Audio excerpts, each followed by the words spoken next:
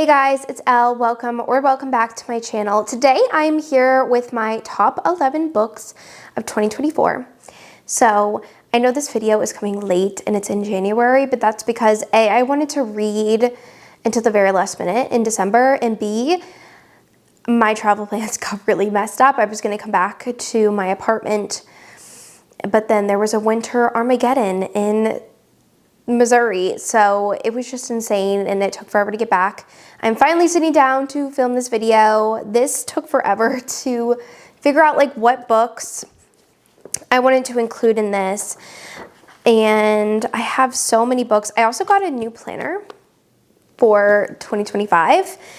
It's actually not a planner, it's a bujo from Archer and Olive, but I'm really excited to share all of these books. This is also like going to be not in a particular order because my mind keeps changing on like what books I actually love the most, and I just like keep changing my mind. So this is how I'm feeling right in this moment of like, wow, these are my favorite books. I think if I had to pick a top like favorite, it would probably be Secrets and Masks by Emerald Slytherin. This is a Hermione fanfic and it is absolutely amazing. I love this one so much. So Hermione, she is a part of the Order and a part of the army for the Order, and she ends up going to this battle and gets kidnapped by Draco. And he is a High Reeve. He is the right-hand man to Voldemort, and that means that he can kind of do what he wants when it pertains to taking prisoners. And so he kidnaps her and brings her back to the Malfoy Manor, and she becomes his prisoner, and he uses her as a weapon against the Order. And it is such a great romance. It has the captor-captive vibe, but also the enemies to lovers and rivals to lovers. And I really love how we had so many amazing side characters, like the people in the house. And I don't want to like spoil too much because like they're major spoilers for side characters, but I love this one. Manicold's still my number one, but this is a close second to Manicold. And I absolutely love this book so much. Like, it is amazing. And once they finally give in to each other and their attraction for each other, it is just so good. And I love it so much. Like, it is probably one of my favorite romances of all time. And I just love this one so much. And if you want to get into Dramoni fanfic, this is a perfect way to start. Like, I love this one. It is like 1,500 pages, but it is so good. Like, I love this one so much. I pined after it. I cried about it. It was so good. So, I don't know if this is like my honorable mention, because I was originally going to do 10, but then I was like, well, I just love this book so much and I wanted to include it. So this is my honorable mention, I guess. But that is Ashes of You by Catherine Cowles. I absolutely love this one. It's so good. This is a single dad nanny romantic suspense romance. This is the 5th and final book in the Lost and Found series, and I just adore the series. I'm so sad that it is complete. But I read this in the beginning of 2024 and I just absolutely loved it. So our heroine, she was kidnapped when she was younger, and the hero is a sheriff in the small town, and he is actually like on the force that like finds her because he does search and rescue all the time. And so they kind of formed like a little bit of connection in that moment. And now it is years later, and he is a struggling single dad of 3 kids. He really needs someone to help, but nobody is kind of like the right fit in the moment. And so the heroine, she comes back to the small town, and she's trying to face her fears being back in the town where she was kidnapped and held hostage. And she applies for the job to be his nanny, and he instantly recognizes her, and they have this like connection, but he knows what she went through, but knows that she's strong enough to handle being like a part of his family, basically being a live-in nanny. And it is such a good romance, and both of them are really torture characters because they go through so many emotions.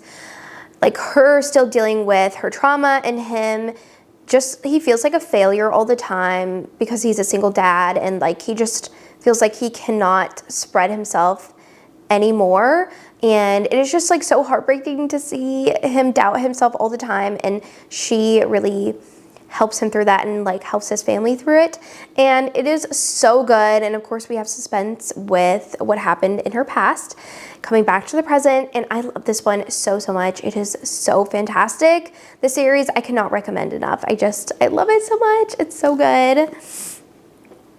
Okay, so again, this is in no particular order. I feel like there wasn't one particular book that was like my top favorite of the year. I mean, I did love Secrets and Masks, but I don't know, like over the past couple of years, just reading more trad published books, like I love them, and there will be some on this list, but I just feel like there's nothing like 2020 or 2019 like indie romances when it was at its peak of like me reading a lot of indie romances. And now I read a good mixture, but I just like miss some of those. And I don't know, like last year Manacles was my top favorite, but I also had so many amazing books on this list. So anyways, the next one is not a book that I really talk about a lot on my channel. I did when it released and I read it, but thinking back over the year of like, what's one book that I really loved and loved the vibe, loved the meaning of it, and that is Serpentine Valentine by Gianna Darling. This is an incredible sapphic romance about womanhood and revenge and dealing with trauma. This has bisexual awakening in this, and it is so good. So we follow our heroine Lex, and she is a straight A student. She loves school, and she ends up going to visit a professor, and something happens where he sexually assaults her and leaves her for dead in the woods behind the university. And so she goes to the president of the university and is like, this happened to me and I want to press charges, or I want you to know about this. And they're like, that didn't happen to you. And she's like, how could you know that? Like, I'm telling the truth. And no one believes her. So now it is a year later, and she's going back to the university, and she has a plan. She is going to go after the president's daughter and seduce her and get revenge on anyone who harms women like she was harmed, especially that professor. And this book is just so good. It is a Medusa retelling, I think. Yeah, I'm pretty sure it's Medusa retelling.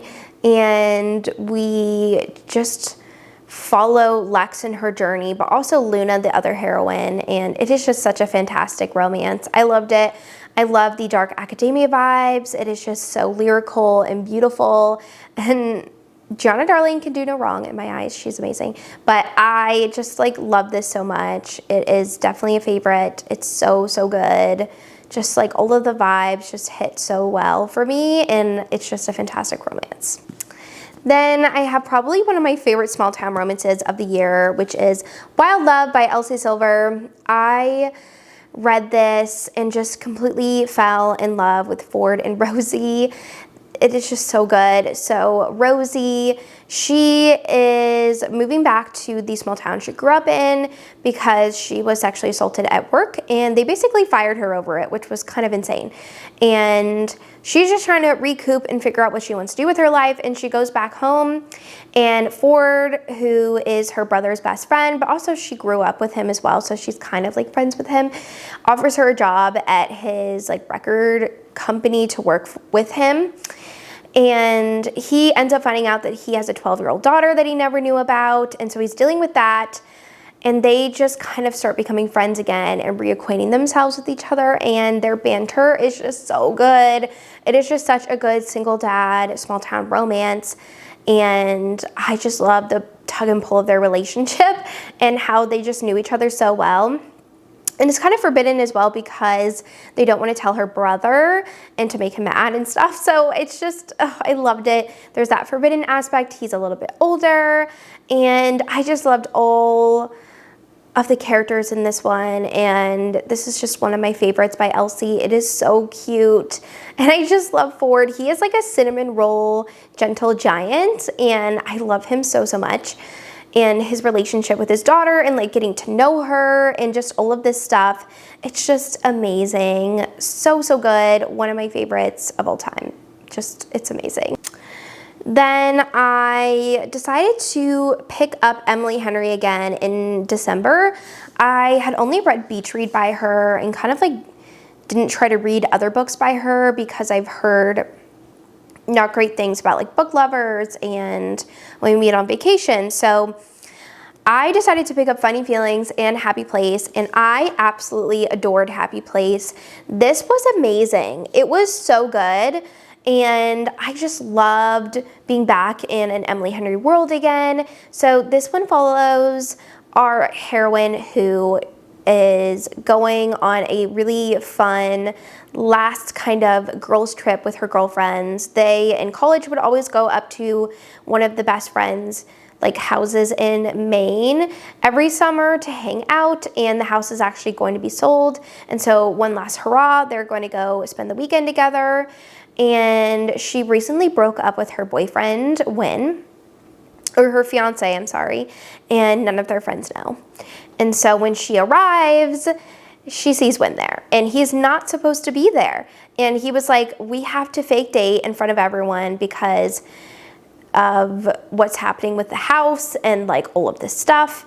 And she agrees. So this is a very angsty second chance romance, and it is so good, and we really see both of these characters work through their relationship problems together, and I just loved Wynn so much. I fell in love with Wynn. He is just the epitome of I am so obsessed with you, but I know we're not together, but I still can be obsessed with you, and it is so good. And I just loved the friendship aspect of this one and how all of them were just so tight-knit, and just, it just felt like the perfect summer romance.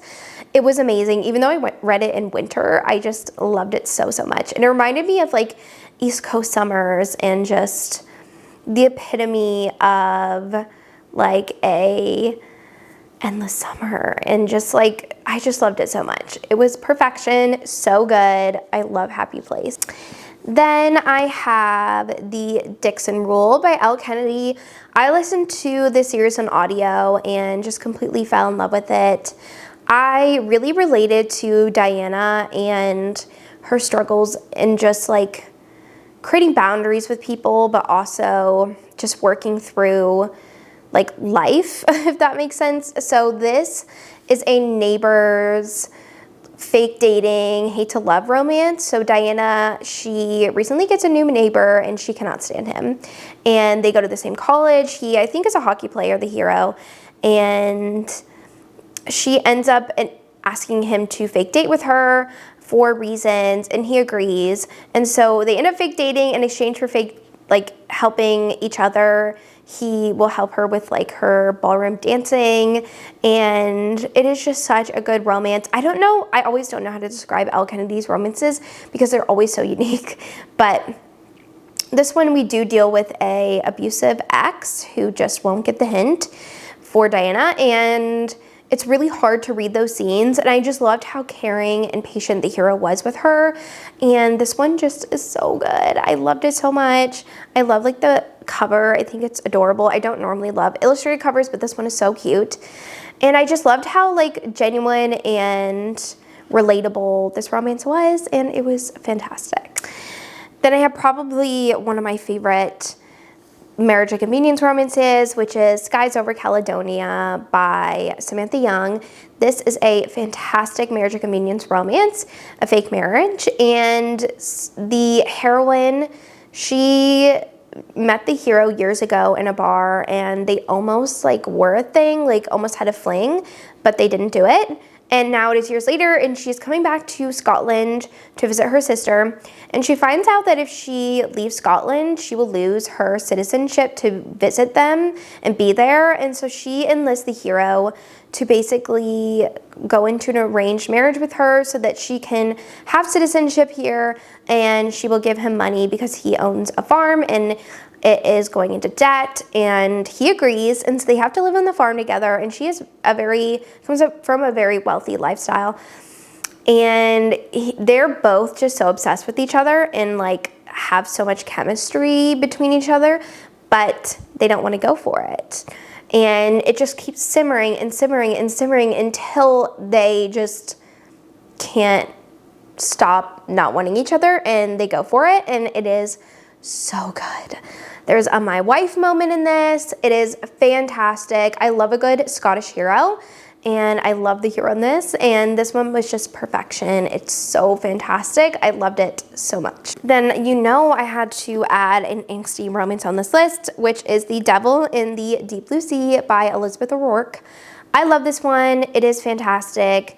The heroine, she ends up being asked to go on a family trip with her ex-boyfriend's family, and she agrees. I don't really know why she would agree to that, but she's like, okay. And so her ex ends up not being able to go on the trip, and so she's stuck with his family going to Hawaii, and she's actually a famous pop singer, and the hero, he is the older brother of her ex, and so they butt heads all the time and the whole time on the trip. But they get in some like dangerous situations on the trip, like a couple times, and he's a doctor and like saves her, and it is so good. Like, I was obsessed.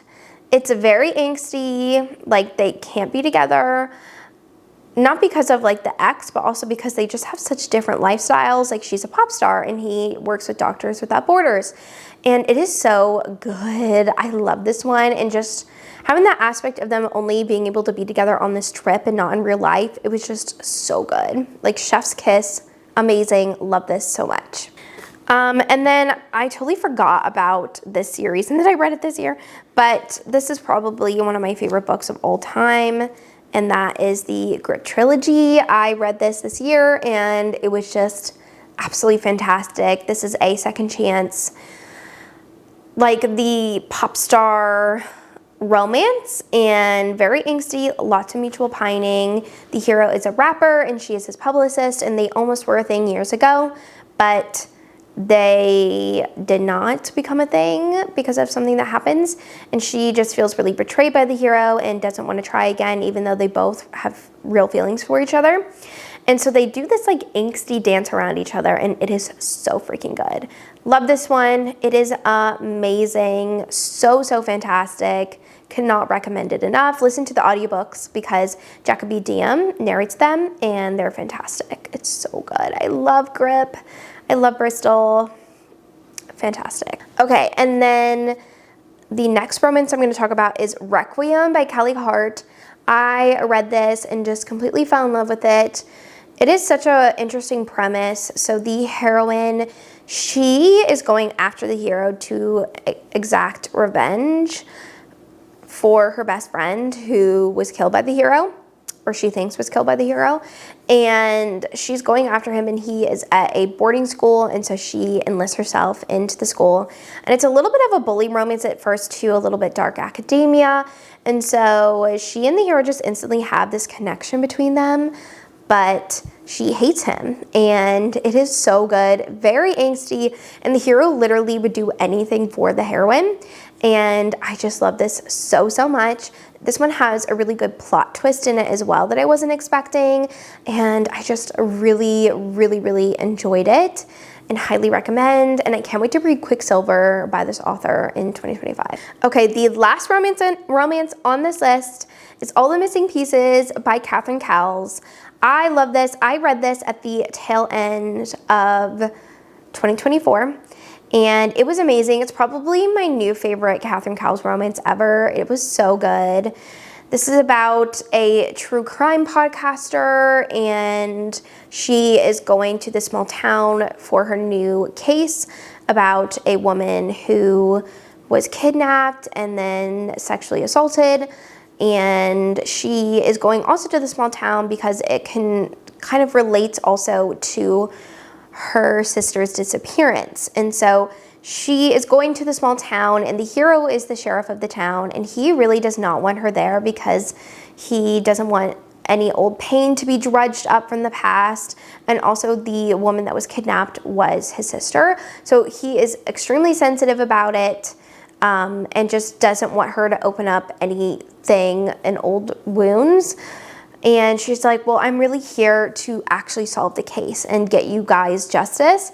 And it is just such a great story of them ending up working together on the case and trying to figure out who this unsub is. And it is fantastic. She has a van and lives in a van, and she has this hilarious cat.